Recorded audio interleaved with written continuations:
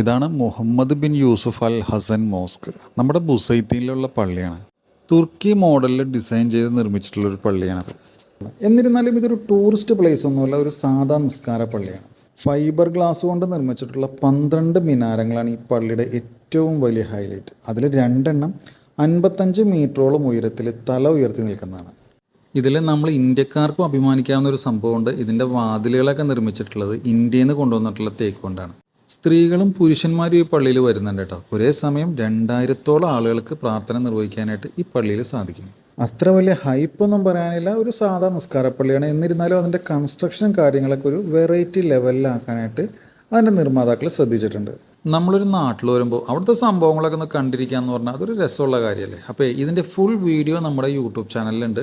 യൂട്യൂബിൽ കയറി Ajmal story book എന്ന് പറഞ്ഞാൽ നമ്മുടെ ചാനലിൽ കയറാം. വീഡിയോ ഇഷ്ടപ്പെട്ടാൽ ഞാൻ ഒന്ന് സപ്പോർട്ട് ചെയ്യണം. അപ്പോൾ വീണ്ടും കാണാം. Bye, see you, signing off, Ajmal story book.